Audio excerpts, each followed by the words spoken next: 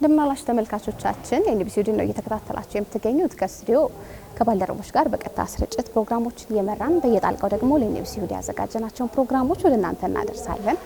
ዛሬም ከስቱዲዮ ወጣ ብለናል። ዛሬ ደግሞ ብሔራዊ ቲያትር ተገኝተናል። እዚህ ለአንድ ዓላማ ነው የተገኘነው።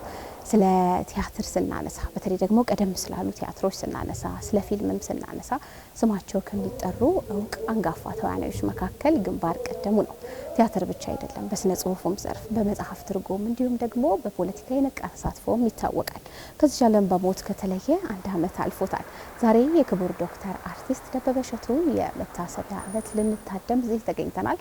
የሙያ አጋሮቹ፣ ወዳጅ ቤተሰቦቹ፣ ተማሪዎቹ በእለቱ ተገኝተዋል።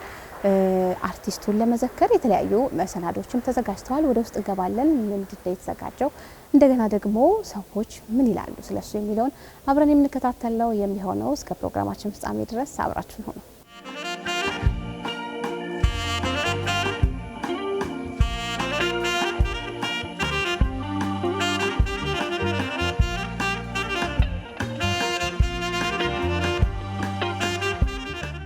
ደበበ ማለት የሚገርም አባት ነው። በጣም ደግ፣ ለልጆቹ ሀሳቢ፣ ትዳሩን አክባሪ፣ ቤተሰብ በፍቅር የሚሞላ ቤትን የሚያደምቅ በጣም አሪፍ አባት ነው።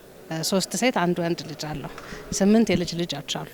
አብረን በምንኖርበት ጊዜ ደበበ በማይኖርበት ሰዓት እናታችን ኃላፊነቱን ወስዳ የሱን ቦታ ተክታ እንትን ትላለችና በዛ ነው ያስተማረችን፣ በዛ ነው ያሳደገችንና ሳይኖር ለምደነዋል። ከስራ እንደሚሆን ወይ ከሀገር ወጥቶ ሊሆን ይችላል ወይ አንድ ነገርና ስለለመድ ነው አክሰፕት አድርገ ነው ተቀብለ ነው ነበር የምንኖረው። እኔ ቤቱም ሄጄ አውቃለሁ፣ ቤተሰቦቹን አውቃለሁ፣ አልሚን አውቃታለሁ፣ ልጆቹን አውቃቸዋለሁ።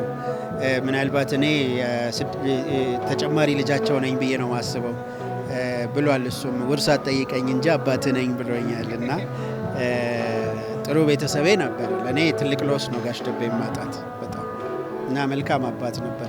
ለቤተሰቦቹም መልካም አባት፣ መልካም አያት ነበር፣ መልካም ባል ነበር። ላልሚም እነሱ ሁለቱን ስታያቸው ትላንት የተዋወቁ ፍቅረኛ ነበር የሚመስሉት እና በጣም ደስ ይል ነበር። ደግነት፣ ትህትና፣ ሰው ማክበርን፣ የተቸገሩትን መርዳትን፣ ለሰው መድረስን በጣም ይሄ ነገሮች ነበሩትና ትዳርን ማክበር በተለይ ባለቤቱን እናታችንን በጣም ነው የሚወዳት። በጣም እስከ መጨረሻው ሰዓት ድረስ ስሟን ጠርቶ እስከ መጨረሻዋ እለት ድረስ እወድሻለሁ ይላት ነበር። አልሚ እወድሻለሁ ይላት ነበርና እኛ እወድሻለሁ ምናምን በድሮ ጊዜ አናቅ፣ በሱ ነው የሰማ ነው። የድሮ ሰዎች ብዙ እንደዚህ ሲባባሉ እና እናቴ አንዴ ምናለች፣ ሁሌ እወድሻለሁ ሲለኝ አንድ ቀን መልስ ሳልመልስለት የመጨረሻው ጊዜ ላይ ብቻ እኔም እወድሃለሁ ብዬው ሳይሞት መናገሬ በጣም ደስ ይለኛል ትላለች። እና ሁሌ ነው የሚላት እወድሻለሁ እና ያንን የፍቅርን የቤተሰብን ፍቅር ለሚስቱ ያለውን ፍቅር አክብሮት ሁሉ ነገር አስተምሮናል። ብሔራዊ ቲያትር ካፈራቸው ታላላቅ የጥበባት ዓለም ውስጥ ከሚጠቀሱት ደበበ እሸቱን የመሳሰሉ ግንባር ቀደሞች ናቸውና ዛሬ በጋሽ በደበበ እሸቱ ምስሎች በጣም አስገራሚ በትወና ዓለም የገነነባቸውን ታላላቅ ቲያትሮች ላይ የተወነባቸው ፎቶዎች ከመንትያ ጓደኛው ከወጋየሁ ንጋቱ ጋር እንደዚሁም ደግሞ በርካታ ቲያትሮች ላይ የተጫወታቸው ፎቶግራፎች ብሔራዊ ቲያትር በደቤ ደምቋል። ራሱ ደግሞ ደበበ እሸቱ ብሔራዊ ቲያትርን ሲያደምቅ ኖሯል። ስለዚህ የሁለቱ ጥምረት ዛሬ እሱ በአካለ ስጋ ከኛ ጋር ባይኖርም በሰራቸው ስራዎች ብሔራዊ ቲያትርም እሱን እየዘከረው ነው ያለው እና በጣም ደስ የሚል ድባብ አለው። ደቤ አለ፣ መንፈሱ አለ፣ መድረኩ ላይ አለ። በቃ በደንብ ያ ቤዝ ድምጽ፣ ያ ገዢ ድምጽ፣ ያ አስገምጋሚ ድምጽ ዛሬም በብሔራዊ ቲያትር መድረክ ላይ ይሰማኛል። እንደ ተመልካች ሆኜ ነው ማየው፣ እንደ ተዋናይ ነበር ማየው እዛጋ። ምክንያቱም ሲሰራ እኔ እንደ ልጅ እንደ አባቴ በጣም ነበር ማደንቀው እና ገጸ ባህሪውን ሆኖ ነበር የሚሰራውና አባትነቱን እስከነራሳ ድረስ ማለት ነው። ሌላ ገጸ ባህሪ ነው እዛ ላይ የሚኖረውና በጣም ነበር ማደንቀው። የሚያናድድ ሲሰራ እንናደድበታለን፣ ደስ የሚል ሲሰራ እንደሰትበት ነበረ።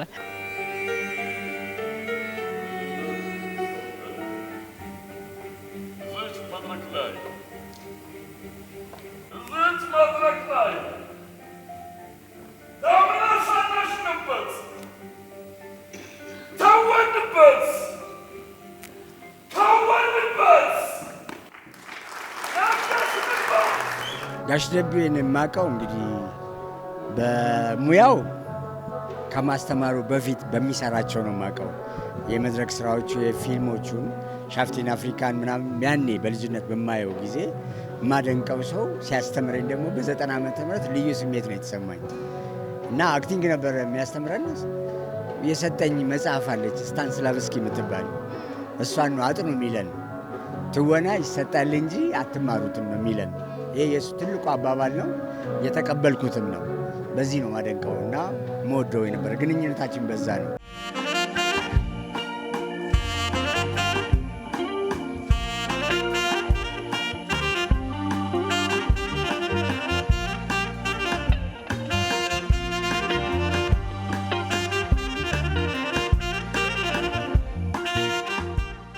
ልጅ እያለሁ ቲያትሮቹን አይቻለሁ ከወላጆቼ ጋር ከአጎቶቼ ጋር ብሔራዊ ቲያትር፣ አገር ፍቅር፣ ማዘጋጃ ቤት የሱን ቲያትሮች ልጅ እያለሁ በልጅነት ሳልከፍል ሁሉ እየገባው ማለት ነው አይቻለሁ።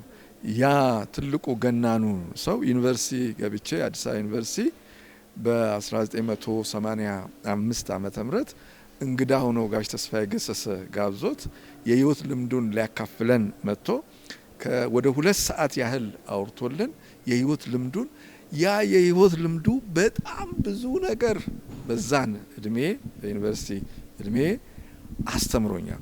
ከዛ በኋላ ከጋሽ ደቤ ጋር በቅርብ እገናኝ ነበር። በልዩ ልዩ ጋዜጠኛ ከሆንኩ በኋላ ኢንተርቪው ከመጀመሪያዎቼ ኢንተርቪዎች አንዱ እሱ ነው። በተለያዩ መድረኮች ላይ እሱ የተገኘበት ቦታ ላይ ሁሉ እገኛለሁ። ጋዜጠኛም ስለነበር የኢትዮጵያ ሬዲዮ ጋዜጠኛ ዜና አንባቢ ስለነበር የንጉስ አጼ ኃይለ ሥላሴን ከስልጣን መውረድ 1967 ዓ.ም ዜና ያነበበው እሱ መሆኑ ከዛ በኋላ ቁም ነገር የምትባል መጽሔት ሁሉ 68 ዓመተ ምህረት የጀመረ እሱ መሆኑ ስለዚህ ከጋዜጠኝነት ሙያዬ ጋር የተያያዘ ታሪክ አለው። እንደገናም ደግሞ ቲያትር ስለምወድ ጥበብን ስለምወድ ከቲያትር ዓለም ውስጥ የሰራቸውን እና የሚሰራቸውን እያየሁ ነው ያደኩት እና በኢትዮጵያ ኪነ ጥበባት ዓለም ውስጥ በጣም የጎላ ትልቅ ሰብዕና ያለው የመድረክ አመራር ችሎታው ፊልም ላይ የሚተውንባቸው ከሆሊውድ ፊልሞች ጀምሮ በሀገር ውስጥ ባሉ የተለያዩ ፊልሞች ላይ ደበበ እሸቱ ማለት ትልቅ የጥበብ አውራ የሆነ ነው። ደበበ ደራሲ ነው፣ ይደርሳል፣ መጽሐፍ ተርጉመዋል፣ የተዋናይ ስለተወና ስለተዋናዮች ትምህርት ጽፏል፣ የተለያዩ ታሪካዊ ስራዎችን ተርጉመዋል። ደበበ ቢዝነስ ፈጣሪም ነው። የተለያዩ የገበያ የቢዝነስ ዓለም አቀፍ መድረኮችን መሪ ነው፣ ሊደር ነው። ደበበ የተዋናዮች የአፍሪካ ተዋናዮችን ማህበር ሊድ በማድረግ በመምራት ይታወቃል። ደበበ የኢትዮጵያን ኪነ ጥበብ በአፍሪካ ውስጥ በዓለም አቀፍ መድረክ ያመጣ ሰው ነው። ስለዚህ ደበበ ሁሉ በኩሌ የሆነ በሁሉም መንገድ የምታገኘው በሁሉም መንገድ ስኬታማ የሆነ ትልቅ የጥበብ አውራ ነው። ጋሽ ደቤ ራስን አስተምር ነው የሚለው። አስተማሪ ልተውን ከምትወና እኮ ትምህርት አይደለም መስራት ነው መሆን ነው እንጂ እንደ ስክሪፕቶ ይዞ ቆየኛውን እንደዚህ አድርጉ ምናምን እሱ ጋር የለም። ይናገረዋል። እስቲ የምትፈልገውን አድርግ እኒህ ነው የሚለው። ስጦታው ለየት ይላል። በእውነት በጣም ደስ የሚለኝ አስተማሪ ነበር። ጋሽ ደቤ በጣም ጥልቅ አንባቢ ነው። ጎበዝ ጸሐፊ ነው። መጽሐፎች አሉት። ምርጥ ተዋናይ ነው። በጣም በሚገርም ሁኔታ ዲሲፕሊንድ ነው ማለት ሌጋሲውና የሚሰጥሽ ዲሲፕሊን በጣም እኔ በጣም ታናሹ ነኝ። የልጅ ልጅ ሆናለሁ። ግን ከየትኛውም ሰው ጋር ስራ ሲሰራ የዛን ሁሉ አመት ልምዱን ቤቱ አስቀምጦ ነው የሚመጣ። ሁሌ ታዛዥ፣ እንደ አክተር ከመጣ ታዛዥ ሆኖ ሁሌ በቃ አዲስ፣ ሁሌ ሰሚ፣ ሁሌ እሽባይ ነውና የሚገርም ዲሲፕሊን ነው ያለው። ከሁሉም በላይ ደግሞ ጥሩ አባት፣ ጥሩ መካሪ ነበር። የተፈሪ መኮንን ትምህርት ቤት ተማሪ ነበረ አርቲስት ደበበ። እንግዲህ የተፈሪ መኮንን ተማሪ ሆኖ ስራ ዓለም ላይ ስራውን ሰርቶ ጡረታ በሚወጣበት ሰዓት ቤቱ ቁጭ አላለም። ተመልሶ ወደ ትምህርት ቤቱ ነው የመጣው እና የተፈሪ መኮንን የቀድሞ ተማሪዎች ማህበርን አቋቁሞ ያ ማህበር የኢትዮጵያ ቻፕተርን ፕሬዚዳንት ሆኖ ሲመራ የነበረ ነው ማለት ነው። በዛ ነው ከኔ ጋር የተዋወቅ ነው። እንግዲህ እሱ በህይወት በነበረበት ወቅት በአካል በመገኘት ተማሪዎቹን የማነቃቃት ተማሪዎቹን የመምከር በተለይም ለጥበብ ያላቸው ፍቅር በገንዘብ እንዳይተመን ያደርግ ነበረ። ከዛ በተጨማሪ ማህበሩ ተማሪ ቤቱ ጋር ባለው ቁርኝነት ተማሪዎቹን በተለይ ሴት ተማሪዎቹን የመርዳት ተማሪዎቹን የመደገፍ ስራ ይሰራል። እኔ ግን በጣም በትልቁ ማነሳው የእኛ ተማሪ ቤት የነበረውን ስያሜ እንጦጦ ፖሊቴክኒክ ኮሌጅ ነበር የሚባለው። ከእንጦጦ ፖሊቴክኒክ ኮሌጅ ወደ ተፈሪ መኮንን ፖሊቴክኒክ ኮሌጅ ተብሎ እንዲቀየር እና ብራንድ የሆነውን ስሙን ለማግኘት በርካታ ሰዎች በርካታ ዜጎች ጥያቄ ኖሯቸው በርካቶች ይሞክሩ ነበረ። ለዚህ ግን ቀዳሚ አምባሳደር ሆኖ የተፈሪ መኮንን ትምህርት ቤት ስያሜው እንዲለወጥ ትልቁን ሮል የነበረው ሰው ነው። ሲራክ ታደሰ፣ መዓዛ ብሩ እዚቹ መድረክ ላይ የአዛውንቶች ክበብ ቲያትርን እዚቹ የኢትዮጵያ ብሔራዊ ቲያትር መድረክ ላይ ተምነሸነሽንበት፣ ታወንበት።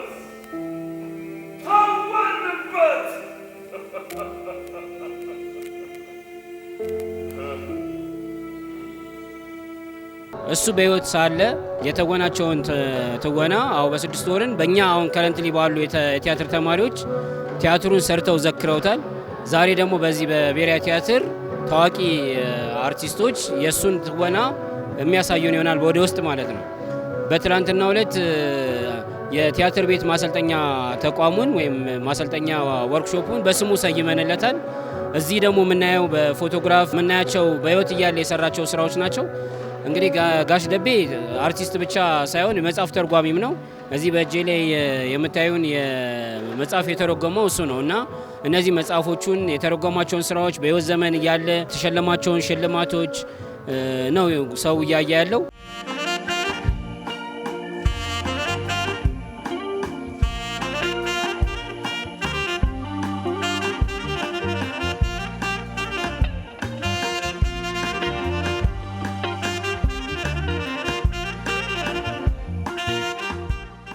ሳልከፍል ያየሁት ልጅ ሆኜ ታይቼ ይሄማ ምኑን ይከፍላል ይግባ ተብዬ ካጎቴ ጋር ገብቼ ያየሁት የአዛውንቶች ክበብ የተሰኘውን የታላቁን ጸሐፌ ተውኔት ጋዜጠኛም ነው ጸሐፌ ተውኔትም ናቸው የነጋሽ ገብረ ማርያም ስራ የሆነ ነጋሽ ገብረ ማርያም የመጀመሪያው ኢትዮጵያዊ ናቸው። ጋዜጠኝነትን ውጭ ሀገር ተምረው አሜሪካ ተምረው የመጡ በጋዜጠኝነት ሙያ የኢትዮጵያ ዜና አገልግሎት ሁሉ ዋና ስራ አስኪያጅ ነበሩ። የአዛውንቶች ክበብ ቲያትር ደራሲ እንደዚሁም ደግሞ ሴተኛ ዳሪዋ የሚል በብዕር ስም የጻፉ እናኑ አጎናፍር በሚል የብዕር ስም የጻፉ ትልቅ ሰው ናቸው። የእሳቸውን ቲያትር የአዛውንቶች ክበብን ልጅ ሆኜ ሳልከፍል ያየሁት ነው። እዛ ላይ ደበበ እሸቱ፣ ወጋየሁ ንጋቱ በጣም ታላላቅ ጥበበኞች የነበሩበት እና ወላቸው ደጀኔን የመሳሰሉ ታላላቅ ጥበበኞች የተዋወቁበት የሆነ የህይወት የመድረክ የጥበብ የታሪክ የማንነት መንገድ የከፈቱ በቃ ያ የጥበብ መድረክ ይሄ መድረክ ማለት ነው ብሔራዊ ቲያትር ያንን ባየውበት ብዙ ነገር ልቤን አይኔን ምንን የከፈተ ይመስለኛል። የሰው ልጅ እንደዚህ አይነት ትወና እንደዚህ አይነት ችሎታ ህዝብን ማስደሰት ይሄ በሙሉ አዳራሽ ውስጥ የሚፈጠረው ሳቅ፣ ደስታ፣ ጭብጨባ፣ ውካታው በነሱ የአመደራረክ በነሱ የትወና ብቃት ያ ሁሉ ሰው ሲደሰት ሳይ እንደነዚህ ሰዎች የመሆን ስለነዚህ ሰዎች ታሪክ የመጻፍ እነዚህን ዱካ ስለመከተል ያቺ እድሜ ብዙ ነገር ፈጥራልኛል። ደቤ በጣም ትልቅ ተጽዕኖ ፈጣሪ ሰው ነው። የመጀመሪያው ፊልም ሻፍቲን አፍሪካ አለ ከወጋየሁ ጋር የሰራቸው በ6 ወር እና ብዙ አሉ። የጸጋዬ ገብረ እዚህ ቤት የታዩት በብዛት ብዙ ቲያትሮች አሉ። እዛ ላይ ህይወት የሚዘራባቸው ስለነበር በመጽሐፍ ደረጃ ተቀምጠዋል። ቢነበብ እንቅስቃሴው ይታያል ብዬ አምናለሁ። ካለው ተሰጦና ችሎታ እና ተጣምረው ከወጋየሁ ጋር የሚሰሩትን ብታነቢው ትወና ነው ራሱን የቻለ የዛን ያህል ገላጭ ነው። የሱ ስራ በጣም ደስ የሚል ነበር። መጨረሻ ፊልሙን ነው የሰራው ከኔ ጋር። ከዛ በኋላ ፊልምም ቲያትርም አልሰራም። ስለ እናት ምድር የሚል እኔ የሰራሁት ፊልም ነበረ። እሱ ላይ በጣም በሚገርም ሁኔታ እንደ 80 ዓመት ሰው ሳይሆን እንደ ወጣት ሆኖ እየተሯሯጠ የሰራው ፊልም ነበረ። ስለ እናት ምድር ይባላል። ፎርቹኔትሊ ጋሽ ደቤ በጣም እድለኛ ነው ማለት የተዘከረው በህይወት ሳያልፍ ብቻም ሳይሆን በህይወት እያለም የህይወት ዘመን ሽልማት ባህልና ቱሪዝም ቢሮ አዘጋጅቶ የሸለመው ጊዜ አዲስ አበባ ዩኒቨርሲቲ የክብር ዶክትሬት የሰጠው ጊዜ በህይወት እያለም ሪኮግናይዝ ተደርገዋል። ትልልቅ ዝክሮች ሲኖሩ የታላላቅ ሰዎች የሱ ጓደኞች የነበሩ ከሱ በፊትም የነበሩ ኢትዮጵያውያን ታላላቅ ኢትዮጵያውያን የኪነ ጥበብ ሰዎች ባለ ታሪኮች በሚዘከሩበት መድረክ ላይ ሁሉ የሚገኝ ነበረ። ይዘክራል፣ ያወጋል ታሪክን። እነዛን ሰዎች ልክ አብረውን እንዳሉ ሁሉ በምናብ የሚያመጣቸው ትልቅ ተሰጥኦ የነበረው ሰው ነው። ስለዚህ የደቤ ውለታ አለብን እኛ።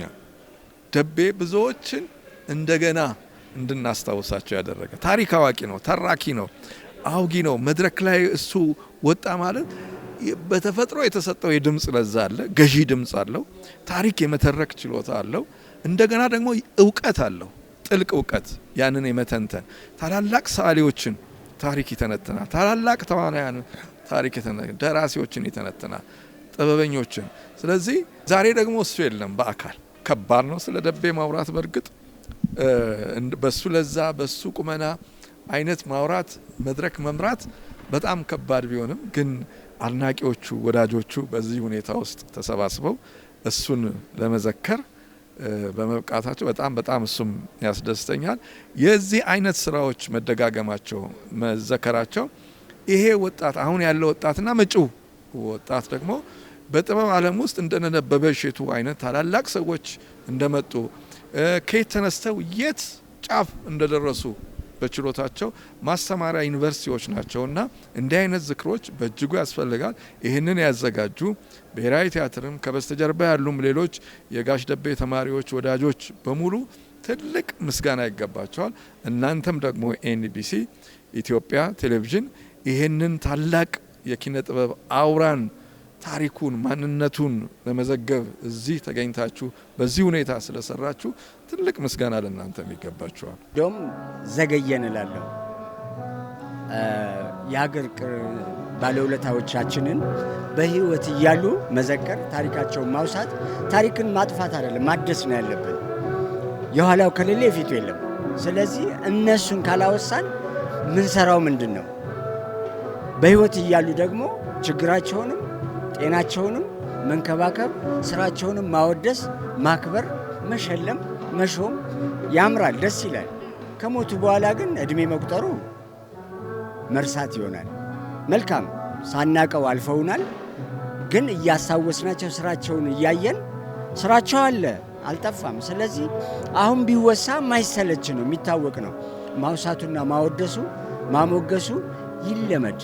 አሁን ለሚወለደው ትውልድ ይሄ እኛው ትውልድ እኔም እንዲወሳለሁ እያለ ማውሳት አለበት። የኋላውን ካላየ ወደፊት መሄድ አይችልም። በጣም ነው ደስ የሚለው በዚህ መልኩ መነሳቱ፣ በዚህ መልኩ መታወሱ በጣም ደስ። ምክንያቱም ለኛ እሱ በሌለባቸው በዚህ አንድ አመታት ውስጥ ቤቱ ምን ያህል ጭር እንዳለ፣ ምን ያህል ህይወታችን ላይ ትልቅ ጎዶሎ እንደነበረ ዛሬ ግን ተካስን እና ትላንትናም ተፈሪ መኮንን አንድ ዝግጅት ነበረ፣ እዛ ላይም ተካስን። ዛሬም ደግሞ በጣም ተካስን እና በጣም ደስ የሚል ፕሮግራም ደስ ይላል። ያው ጋሽ ደቤ የሰራቸው ስራዎች በጠቅላላ ተሰቅለው ቦታ ይዘው የሚወዱት ወዳጆቹ፣ አድናቂዎቹ፣ የሙያ ልጆቹ ተሰባስበው አንድ ታላቅ ባለሙያ እየዘከሩ ነው ያሉት። በእውነት ጋሽ ደቤ በሚገባው ልክ የተከፈለው ሰው አይደለም እና ካለፈም በኋላ ይሄ ክብር መሰጠቱ ጥሩ ነው፣ ደስ ይላል በጣም።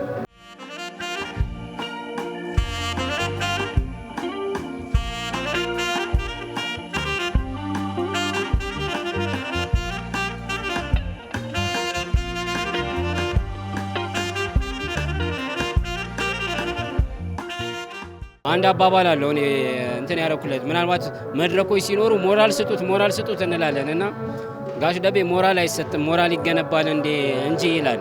ሞራል የራስሽን ሞራል ከሰጠሽ ሞራል አልባ ትውልድ ነው የምናፈራው እና ሞራል ስላለው በዛ ፓሽን ነው እንግዲህ በስተርጅና እድሜው መጥቶ ተማሪ ቤቱን ይረዳ ይደግፍ የነበረውና እያንዳንዳችን ከትምህርት ቤት ነው የወጣ ነው። ያንን ትምህርት ቤት ግን ዞር ብለን የምናይበት እንትን የለም እና እሱ አስተባብሮ አሁን ኦልሞስት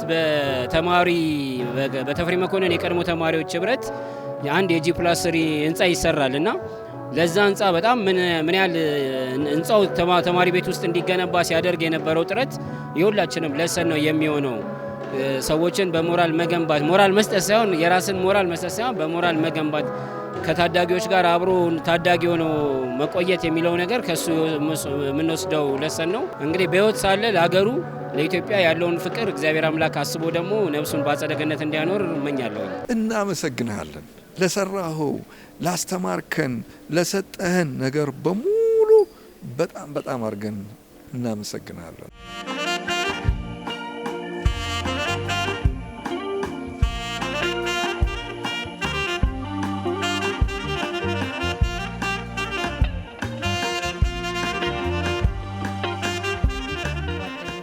በዛሬው ዕለት እዚህ ጋር ቆመን ይህ ሁሉ ዝግጅት እንዲዘጋጅ ላደረጉልን ለብሔራዊ ቲያትር በሩን ከፍቶ ለተቀበለን ለኮሚቴ አባላቶች ለረዱን በሙሉ አጠገባችን ለቆሙ እቺ እለት እንድትሳካ ላገዙን በሙሉ እና ለእናንተም ለጋዜጠኞች በጣም እናመሰግናለን። ከልብ የከበረ ምስጋና ነው የምናቀርበው።